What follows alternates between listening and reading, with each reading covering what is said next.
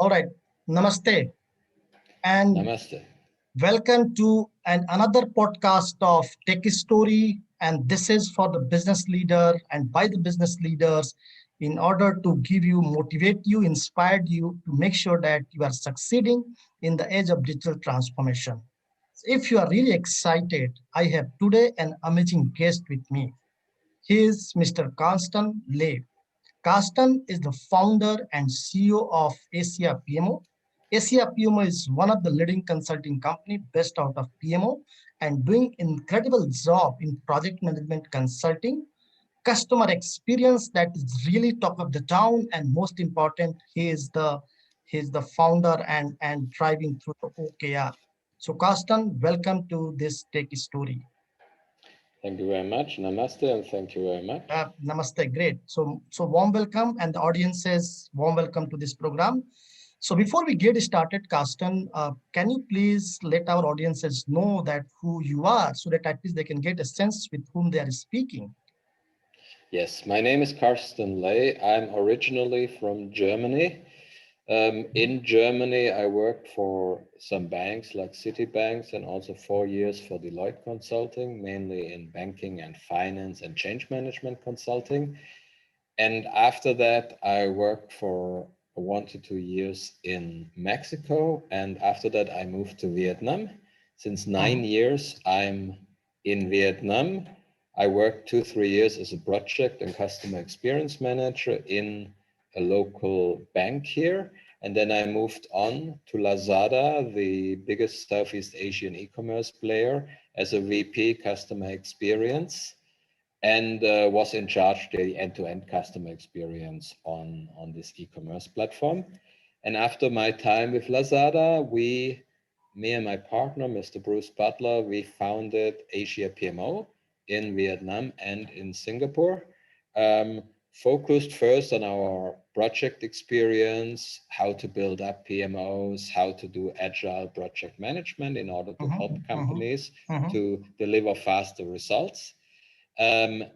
Also, OKRs more focused on the implementation and on the action management, that we measure the actions versus the key results.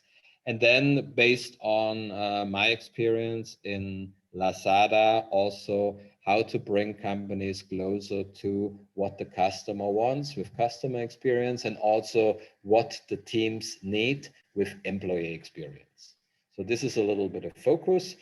The value proposition is really to go into organizations and get them aligned to produce results more frequent and more stable, and to have everybody with OKR, with project manager, everybody contributing to these Yeah, results. yeah, yeah. That's our value proposition. Yeah. Great. So this is incredible. This is incredible, and I can see a lot of work you are doing into OKR. And if I see you are one of the OKR coach, and an incredible leader, especially towards Singapore and Vietnam.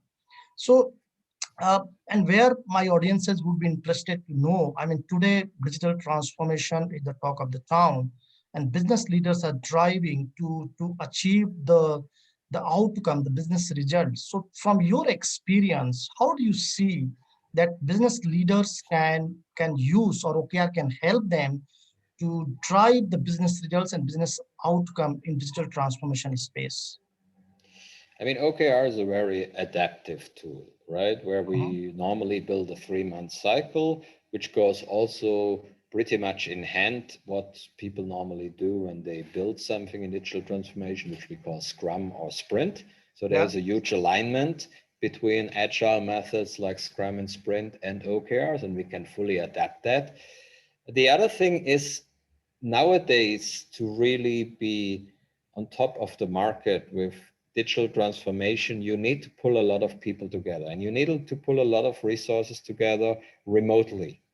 I mean, it's very seldom that a company, when they do digital transformation, that they all sit in one place, or their Yeah. consultants sit in Yeah. one place. And OKR can provide this alignment, the tracking of the results on a weekly basis, which is very important. Uh-huh. Also, the cultural transformation to fail fast but fail hard, right? because OKR is measuring your actions week by week against key results, and we can see if somebody goes in the wrong direction, which is not a problem because we can correct that very fast. Yeah. And also digital transformation is a change management program or change management need. So you need also have a tool where it's transparent, aligned for the people. What are you doing the next 3 months? Which part of the company will transform digitally, or where will you go with your products on the digital market? Yeah. The other thing where we see a very huge advantage of OKRs is that a lot of startups and also traditional companies Yeah. with Yeah. homegrown founders have sometimes really issues to focus. Yeah. Especially founders are so proud of their ideas and the way they work. They come every 4 to 6 weeks with a new idea, and they drive the Yeah. team crazy a little bit, right? Because the Yeah. team says, hey, you need to give us at least 3 to 6 months time to finish something before you come up with a new idea. Yeah. And that's also a protection, because on an OKR cycle can be 3 months, also 6 months. We really say these are the 3 to 5 priorities the Yeah. next quarter, and nor the management nor the employees just can change that like they want. Yeah. Yeah. And that's what we see, that we really see have constant output. Yeah, and that's a little bit agile. Have constant output and let the people focus on this output rather than changing the strategies, ideas, and market approaches every 4 weeks based on ideas. Yeah. Great. This is incredible. So, on your view, I mean, where digital transformation is going in big way, uh, I think what you suggested, that integrating, I mean, it's change management. So bringing OKR part of the change management will definitely help the business leader to align them top to bottom and bottom to top. At the same time, help them to be very much focused on the top priority for the next 3 to 6 months. That's how they can be moving into right direction, right, Cast? Yes, yes. Great. And it also gives this common sense to work on something together Yeah. rather than and it protects from this previous silo thinking. The people fight between teams, the people blame teams, right? Whatever we do in OKRs is very result oriented, and Yeah. also the Yeah. performance measurement. And that's also part of the change management. We prefer to Yeah. keep the performance measurement on a team level and not on an individual level anymore, if Got it's it. possible, right? Because we say the team achieves something together. You are not chasing the individual for remote tasks here and there, right? Great, this is incredible. So you know, right? This is tech story where we Yes. tell the complete stuff in the form of the story, and especially our audiences would be interested to know about the business use case. So, would you like to share, and in case if it's not really very confidential, to share any of the story where you might have integrated your customer experience and OKR in your some of the consulting project that will really inspiring for others? Yeah. So one of our clients is ScratchPay. It's a loan-based market Hmm. platform in the US, which previously did loans for, or they connected loans for pet insurance when you have Yeah. problems when your pet is sick. But they are also started now with human insurance, so they are moving on. It's a startup, 3 to 4 years old, with around 150 people around the globe. And OKR helped us a lot in ScratchPay first because they all sit around the globe, and the founders and the strong base is in California. So the people sitting in California with the founders were always a little bit closer to the Hmm. ideas and what is happening next. And we try to Yeah. make that more democratic with OKRs, right? To bring everything which is important, especially versus innovation and new product and new developments, into the OKRs, and everybody is connected to the OKRs. Yeah. Yeah. Um, the thing on the customer experience side, normally when you say you build 5 objectives, yeah, Hmm. it's in this company and also other clients we see that you come very fast up with a sales objective and with a productivity objective. These are very normal objectives, right? I mean, you want to sell more, you need to make money, you probably want to get internally more productive, right? But then we say, okay, one of your objectives should be customer experience related, where you either first spend 1 quarter to understand the market. Yeah. I mean, from customer experience, we are not big fans to jump immediately into improvement phase if you don't understand your market. So if customer experience is something new for you, you need what we call a little bit of preparation quarter.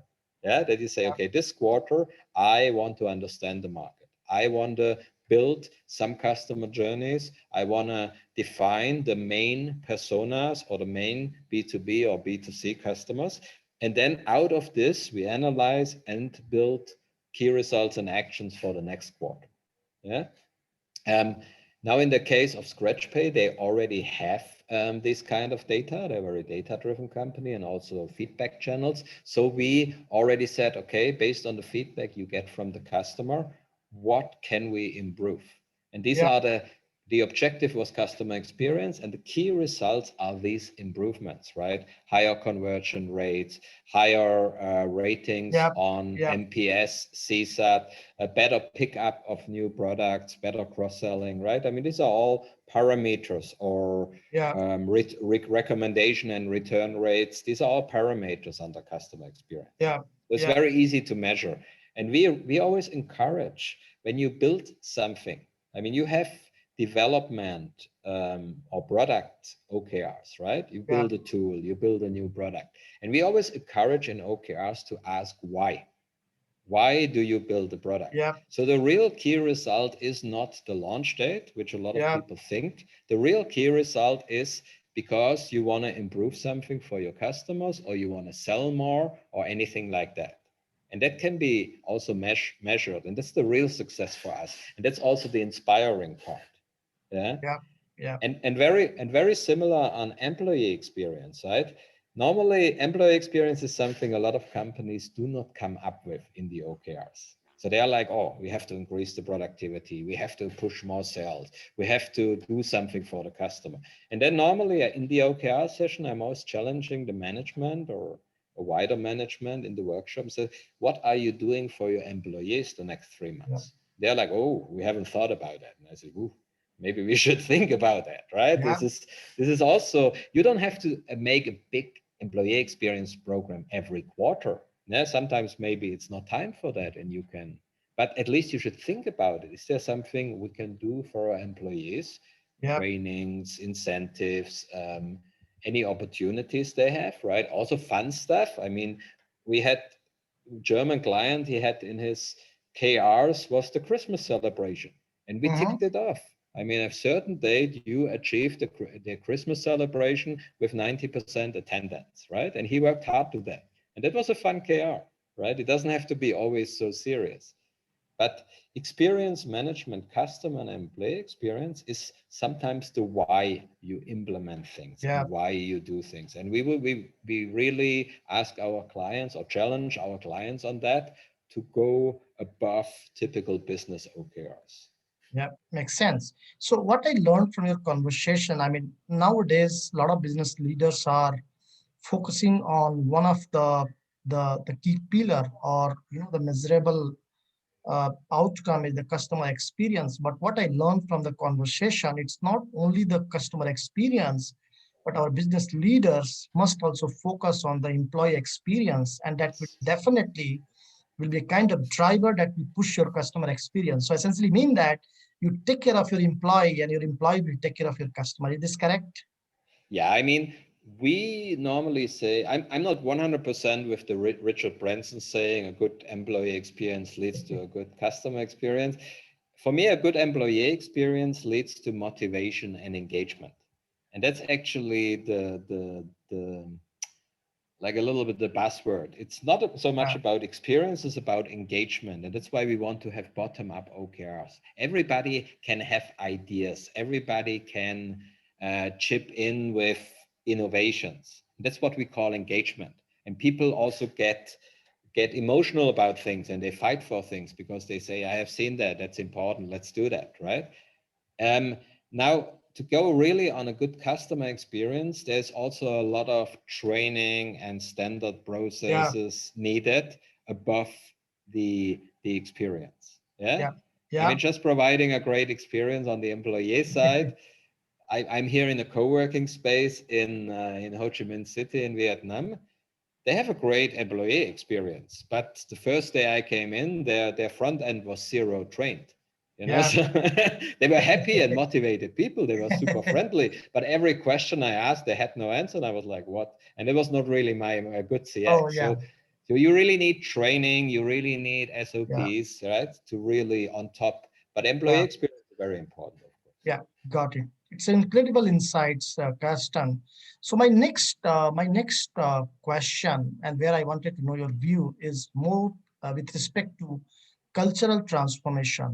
Mm. Since Asia PMO is your grandchild, and you are doing incredible job in terms of OKR as well as customer experience consulting, and I believe one of the pillar is cultural transformation nowadays. I mean, right, data is the new asset, and I mean, there is a lot of talk about data driven culture. So Mm. what's your view? I mean, what's your view on data driven culture, how to build in order to make sure that the business leaders are really able to monetize and move into the right direction? Yeah, I mean, it's clear. Everybody now in the companies, and especially the decision maker on each level, need data skills. So you have to make sure that people have the right skill set to read, to analyze, to extract data. And you should also democratize data in the company, that the main decision makers, or ideally all the teams, have access to data. That's in some companies, I don't see that yet. Yeah. Oh, What we a little bit miss when we just speak about data, because a little bit a cold topic, honestly. um, we miss a little bit the human side of data. yeah. So on customer experience, we speak about data and feedback. So I know, for example, how many percent of my customer in Lazada or in Alibaba put something in the basket, but they don't check out. Uh-huh. Yeah, let's say 60%. Okay, put in the basket, don't check out, don't pay. Yeah, um, but the feedback part, where I have to speak to people or do surveys and get a little bit more personal, is only the part where I find the why. And that's the same thing when it comes down to sales or employee experience. Often the data gives you the right direction. Yeah. The data tells you what is missing, what is going wrong, what is the issue, what is the chance in the market. That's data. But the why and how is a little bit more people driven. Yeah. Yeah. So we encourage also that skills in the company and also tools with project agile management, that people connect and talk about it.